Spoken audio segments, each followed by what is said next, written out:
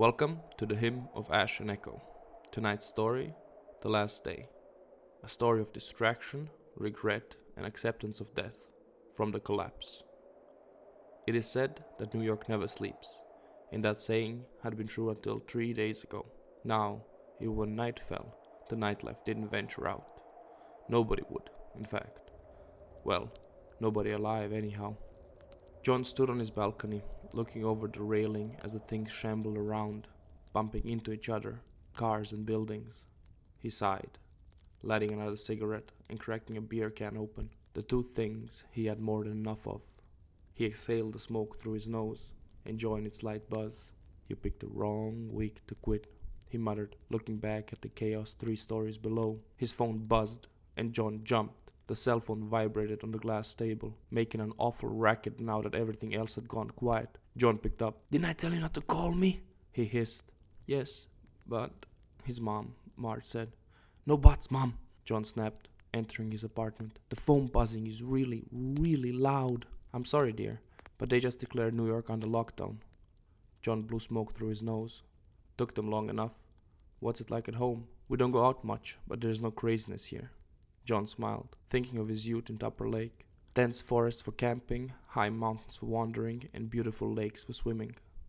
Skinny dipping at night with friends and a girl he liked, after a whole lot of beer and some weed. The good old days, he thought, almost smelling the crisp mountain air. Back when nothing bad happened, back when it couldn't happen.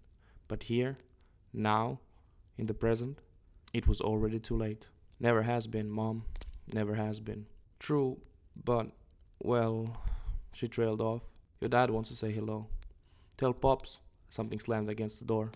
John froze, staring at it. "Son?" His father's voice came through. "John, is everything okay?" "Shh," he said into the phone, looking at the door, heart beating in his ears. Another slam, then another. "I will call you later," he whispered. "I will call you." John hung up the phone, creeping closer to the door. Another slam. He froze again, hands trembling, heart beating out of his chest. John pinched his arm, forcing himself to move. He had to move. John looked through the peephole. A bloody nose and lips stared back at him. The thing rocked back and forth on its haunches, showing more of its face as it did. Mr. T, a sweet old man, and his neighbor, the man who always had life advice for him, the one who would call him son and sneak a tenner under his door, always folded with a note inside, for the ladies. The old man who would wink at the most innocuous jokes and tell the most outlandish stories with the straightest of faces. The old grinning face now missed half its cheek as he rocked back and forth, back and forth. "Shit," John muttered, and Mr. T froze mid-motion, then lunged at the door.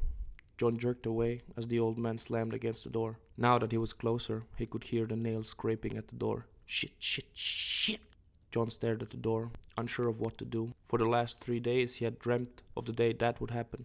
The images haunted his nights and idle moments during the day, and yet, despite it all, he did nothing to prepare for it. Why? Well, doing anything but smoking, drinking, and grilling would acknowledge the situation. Stupid, he thought, looking through the peephole again. Mr. T scratched at the door, growling and drooling blood as he did. His kindly old face set into a vicious grimace, baring his teeth like a wild dog would as he tried breaking in. John shifted, trying to get a better look around the thing. The floor under him creaked, and Mr. T smashed his head into the door, growling louder. It's the noise, John realized. It made sense. All the movies, books, and comics he had watched and read said it was the noise, but that's confirmation, isn't it? Wait, he thought. If his talking on the phone attracted Mr. T, how come Mr. T's slamming, scratching, and growling didn't attract anymore? John leaned against the door, listening, and then he heard it. 2 distinct growls. He had 2 zombies at his front door. John pulled back, the floorboards creaking underfoot. Had they always done that? Yes, but he never actually paid them any mind. Just creaking floorboards in a city of 8 million people. Not something that usually stood out. Now though, John exhaled, calming his nerves and forcing his brain to think. He was a lawyer, damn it, or had been 3 days ago. Thinking under pressure was something he should be good at. "Okay," he muttered. "A weapon. I need a weapon. No.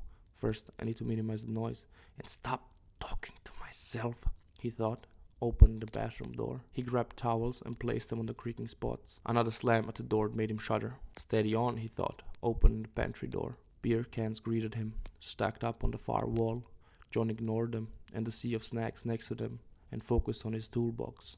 A miserable bunch. 3 screwdrivers, 2 hammers, a tire iron, and a crowbar. He grabbed a hammer with the curved edge. Good enough, he thought, and closed the door. There was a scuffle by his front door, and he crept forward, looking through the peephole. Mr. T was gone. In his place stood a short, blonde zombie, Jenna, his upstairs neighbor, staring at the opposite wall, swaying back and forth, side to side, unable to stand still. This is my chance, he realized. If he took her out, right then and there, she couldn't make any more noise. She couldn't attract Mr. T.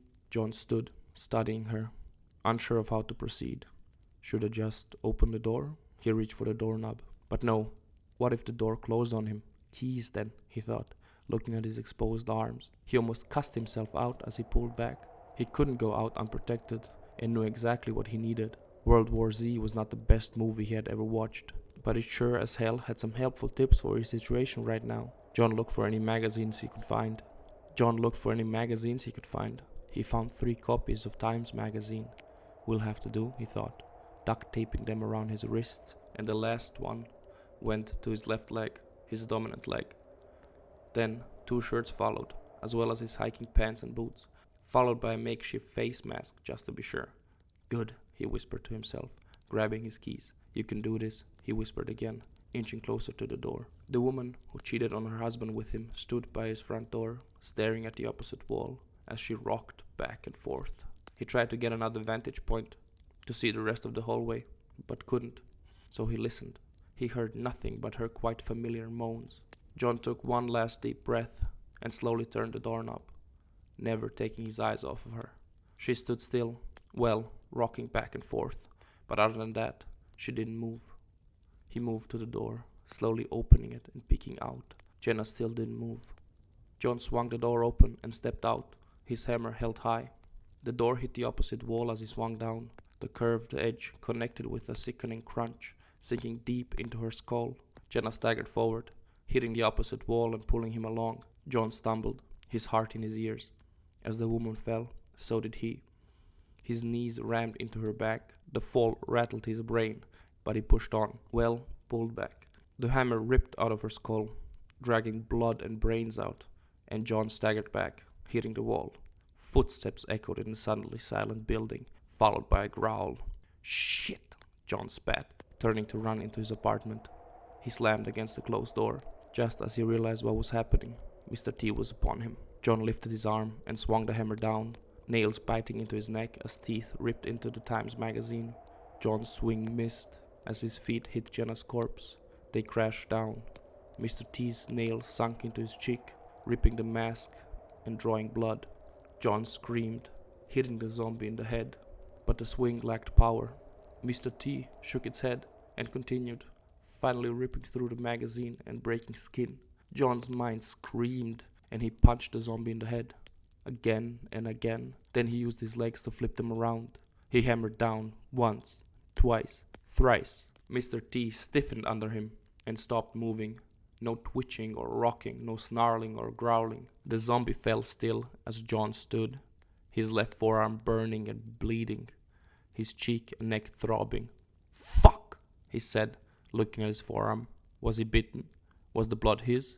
Move, he ordered himself, and it echoed in the empty building. He unlocked the door and slammed it shut, leaning against it, studying his arm. Pain shot up his arm like lightning as blood filled the paper. It bit me, he thought, staring at his arm. Mr. T bit me, he muttered, the pain flaring up like a wildfire. With it, rage igniting in his gut. Fuck! He screamed, hitting his head against the door. Why me? He thought, tears forming in his eyes, anger giving way to despair. What now? He asked himself, his voice cracking. Maybe, he said, letting himself slide down on the cool floor. Maybe it's not like in the movies. A whimper escaped his lips. Please, God, let it not be like in the movies. But it was. The noise attracted them, like in the movies. They tried to eat him, like in the movies. Headshots killed them, like in the movies. And bites turned people, like in the fucking movies. And all this started because his parents couldn't listen to simple instructions. Tears slid down his cheeks. As he sat there, staring at the bloody hammer, his phone buzzed, and John began laughing. There they go again, not respecting his wishes. He picked up. "John dear, what is going on?" His mom's voice trembled. "Hey Mom, nothing." "Well, nothing anymore," he said, not keeping his voice down. Another zombie slammed against his door. So, there were more than just two, he thought. Soon to be at least two again. "What do you mean?" Marge asked. "Long story, Mom. Let me wash up and prepare dinner, and then I will call you, okay?" "Okay. But on camera, I'd like to see you two again." "We would like that too, honey." "Give me 10 minutes, John said and hung up. He went to the bathroom and washed his face, neck and hands. He unwrapped the magazines and cleaned his wounds, then applied alcohol to them. A burning pain shot up his arm and straight into his head, but it didn't matter. Nothing mattered anymore. John went to the kitchen, grabbing a whiskey glass and 2 premium steaks from the freezer. He had been saving a bottle of Dewar's Double 37-year-old for a special occasion, and it doesn't get more special than your last day on Earth. John fired up the electric grill on his balcony, lit a cigarette, and poured himself a glass, staring into the starry night sky, what little of it he could see from the damned skyscrapers. He always hated the big cities, and New York most of all, but it allowed him to do what he loved.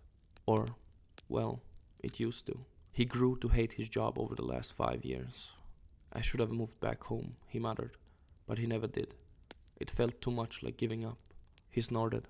Funny that, how at the end everything seemed so stupid and trivial. He took a long drag on his cigarette and called his mom. 2 worn and worried faces greeted him, and John smiled, smoke escaping his smiling lips. "John, my boy, have you been crying?" Marge asked. "Yes, I have, Mom." "Why, son? Is everything okay?" his dad asked. "No, Dad. I did something stupid, and now it's too late to do anything but smoke and drink." "What?" his mom asked. "I got bitten." "Don't yell, don't scold me, don't even cry, please just..." He trailed off.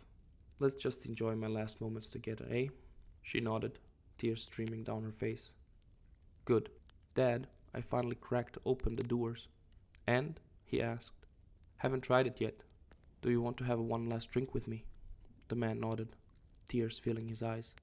"Of course, my boy." His voice cracked as he turned to his wife. "Marge, get me a glass and those cigarettes you've been hiding." John sat there, patient, as his mom and dad lit up cigarettes. "So much for quitting, the 3 of them," he smiled, lifting his glass, and they did the same. And he finally tasted the whiskey he had been saving for over 3 years. And it tasted terrible. John began laughing and drank some more. "Good?" his mom asked. "No, it's fucking terrible," he said, and his dad burst out laughing. And they laughed like they hadn't in a long time. "I wish I could come home," John finally said, one last time. "We wish that too," his mom said, her voice breaking. "And I wish you never left," his dad said, trying and failing to stop the tears. "I wish that too, oh Johnny old boy." John smiled sadly, blinking tears out of his eyes. "I love and miss you both." "We love and miss you too," his mom said, wiping tears off her face. "John, my boy, you are the best of both of us." "I'm proud of you, son." John's mouth failed him as a lump formed in his throat. More tears slipped down his cheeks, seeping into the scratch on his face and burning like fire. This was The Last Day, a short story from the collapse. If you enjoyed it, be sure to like, comment and subscribe.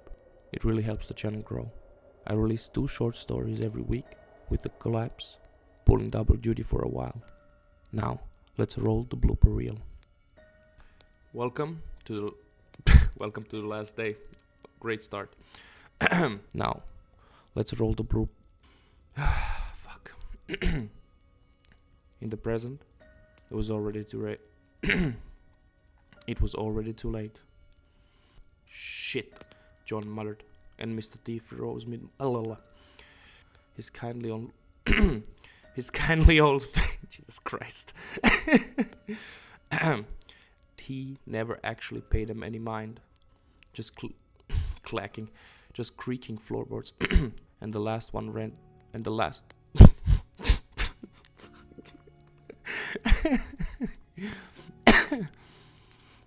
Will have to do, he thought, duct taping them around his wrists, and the last one went over his left leg. Just read the words on the page. Just read the words on the page, damn it.